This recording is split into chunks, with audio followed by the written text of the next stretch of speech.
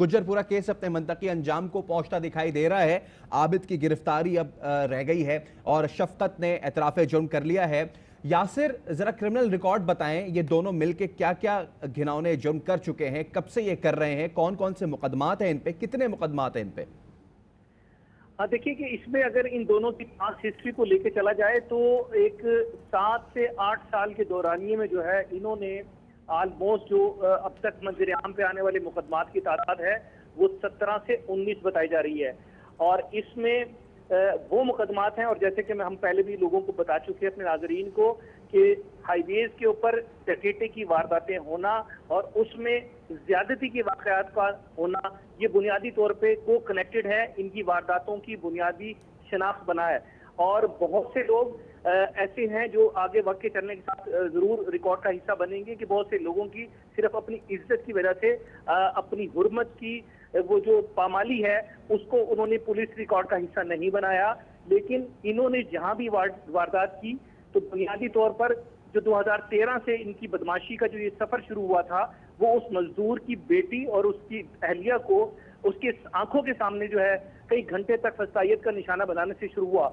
और उसके बाद से जैसे हम पहले बता चुके हैं कि इंतहाई कमजोर प्रोसिक्यूशन, शवाहिद का ना होना और पुलिस की जानिब से मुद्दई को बाकायदा जो है दबाव देके और उसको मायूस करना, और उस मायूसी के नतीजे में उस मुद्दई की जानिब से, उस मजदूर शख्स की जानिब से माफीनामा लिख के देना, सुलहनामा लिख के देना, इनके हौसले बढ़ाता चला गया। और नतीजतन आज बेशुमार हाईवेज के ऊपर वारदातों में इनका ट्रैक रिकॉर्ड मौजूद है।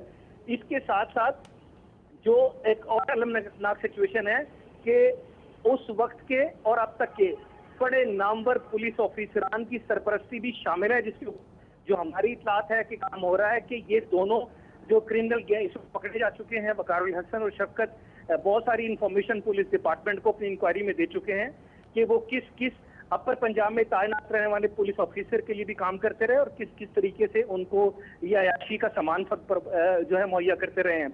और साथ ही जैसे मैंने पहले बताया कि ये एक मेजबानी का फरीजा भी सर अंजाम देते रहे कि साउथ पंजाब में जितने भी गैंग थे ये एक दूसरे के लिए, जब इनके ऊपर पुलिस का घेरा तंग होने लगा, जब भी तंग होने लगा तो ये एक दूसरे की को होस्टिंग करते रहे, उनको सेफ हेवन फराहम करते रहे। यानी कि आप ये कहना चाह रहे हैं कि एक तो मुनज़्ज़म गैंग था, ये भी बताएं लीड कौन कर रहा था और क्या पुलिस की सरपरस्ती भी इन्हें हासिल थी?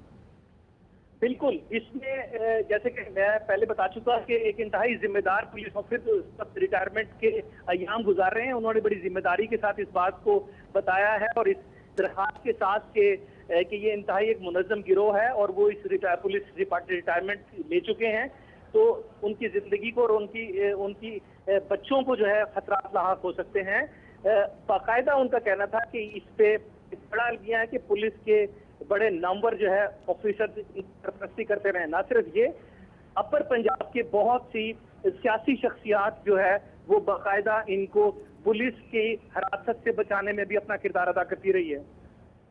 यासिर, हमारे नुमाइंदे आगाह कर रहे हैं 2013 से ये बाकायदा मुनज़्ज़म गैंग के तौर पर काम कर रहे हैं। मुख्तलिफ इन पर FIR भी दर्ज है और 11 ऐसी वारदातें सामने आई हैं जिन्होंने मिलकर काम किया है। मुल्ज़िम शफकत ने आबिद के साथ मिलकर इस तरह की वारदातें की हैं और शफकत जिसकी गिरफ्तारी गुज़िश्ता रोज़ हुई थी, CTD ने गिरफ्तारी की थी अब्बास वकार की निशानदही पर, और उसके बाद आज उसने एतराफ़े जुर्म कर लिया है। एतराफ़े जुर्म करने के बाद उसने ये भी बताया है कि आबिद के ठिकाने क्या हो सकते हैं, लेकिन शफकत के हवाले से अभी DNA टेस्ट कराया जाएगा, उसके बाद हतमी तौर पर यानी ऑफिशियली पुलिस इस हवाले से मजीद बताएगी शफकत के बारे में। 2 अहम किरदार शनाख्त हो गए हैं। आबिद मरकजी मुल्जिम जो कि फरार हो गया था, जब पुलिस छापा मारने गई अपनी बीवी के हमरा फरार हो गया, जबकि उसकी बेटी पुलिस की हिरासत में आई और अब वो चाइल्ड प्रोटेक्शन ब्यूरो की तहवील में है।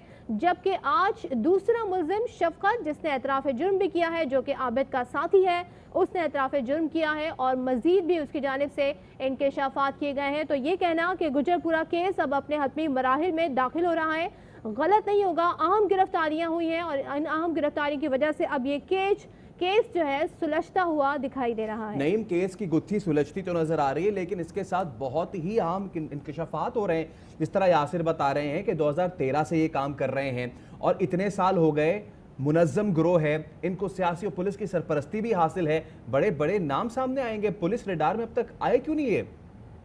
देखिए, असल में जो है वो बहुत सी चीजें ऐसी हैं जो कबल वक्त होंगी।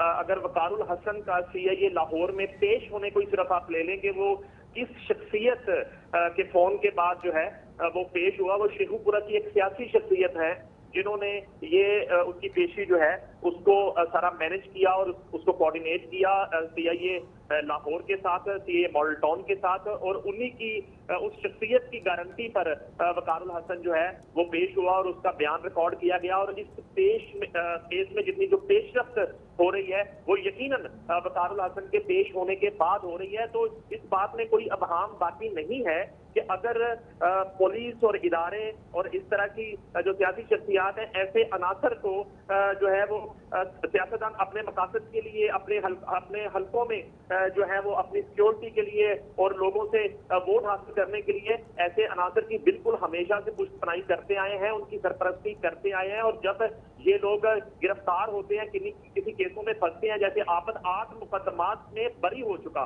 तो सोचने की बात यह है कि आपद की पैरवी कौन करता रहा, वो कौन सी इसके पीछे वो कौन सी ताकत थी जो इसको हर केस से निकाल के ले आती थी। ये बड़ी अहम जो है पॉइंट है। और वकारुल हसन भी शेखुपुरा की एक सियासी शख्सियत के कहने पर यहाँ पेश हुआ और उसने इस केस में अपना बयान रिकॉर्ड कराया और शफकत की गिरफ्तारी में अहम किरदार अदा किया कि ये गैंग जो है इसको रेपिस्ट गैंग कहा जा सकता है। जो ये वाला जो खास तौर पे ये 3 से 4 लोग अभी मंजरे आम पर आना शुरू हुए हैं, ये तकरीबन पिछले 10 से 12 साल से इस तरह की वारदातों में मुलव्वस हैं, कंसेक्टिव वारदातें करते रहे। और किसी की तलाश है पुलिस को, या अब मजीद ऐसे इन्हीं लोगों से तहकीकात का मरहला आगे बढ़ाया जाएगा? देखिए, जो केस का जो ड्रॉप सीन है वो तो यकीनन आबिद की गिरफ्तारी पर ही होगा। जब आबिद गिरफ्तार होगा, उसका जो डीएनए पहले मैच कर चुका है उसका दोबारा डीएनए भी किया जाएगा। और जिस तरह से शफकत का डीएनए करवाया गया और तकरीबन 53 के करीब लोगों के डीएनए टेस्ट जो है वो अब तक किए जा चुके हैं, जिनमें सिर्फ और सिर्फ ये 2 लोगों के फिलहाल डीएनए जो है मैच किए हैं। असल बात यह है कि ये तो केस जो है एक बारिश का पहला कतरा बना है। दौरान तफ्तीश जो है बड़े बड़े इंकशाफ जो है हुए हैं और होने जा रहे हैं। ये कौन सी वारदातों में मुलव्वस थे, किन किन लोगों के साथ जो है ये बर्बरियत करते रहे, किन किन खवातीन को जो है दरिंदगी का निशाना बनाते रहे, ये बहुत से इंकशाफ सामने आएंगे। और ये बहुत बड़ा गैंग है, ये सिर्फ एक शख्स का काम नहीं है। और इतलात ये है कि इस गैंग को आबिद लीड कर रहा था। इस वक्त आबिद ही जो है चोरी डकैती की वारदातें और इस तरह से खवातीन के साथ जो है वो जुल्म और दरिंदगी के वाकयात जो है वो कर रहा था। और इस गैंग को जो है इसका लीडर भी आबिद ही बताया जा रहा है इस वक्त बावसूख जराए के मुताबिक। और आबिद की गिरफ्तारी ही अब बाकी रह गई है। बाकी तकरीबन पुलिस जो है इस पर अपना काम मुकम्मल कर चुकी है और आबिद के हवाले से बहुत अहम मालूमात भी जो है वो मौसूल हो चुकी हैं। आबिद के ठिकाने जो हैं वो किस किस जगह पर मौजूद हैं और किन किन इलाकों में जो है वो अक्सर 2-2, 3-3 माह जाके इस शेखुपुरा वाले घर से वो रूपोश हो जाता था, इस घर में नहीं आता था। फिर वो एक और इलाका जो इस वक्त बताया नहीं जा सकता, क्योंकि पुलिस इस वक्त वहां रेड करने के लिए रवाना हो चुकी है। और वहां पे उस घर में भी अक्सर वो मुकीम रहता था, हफ्तों वहां गुजार देता था और उसकी बीवी जो है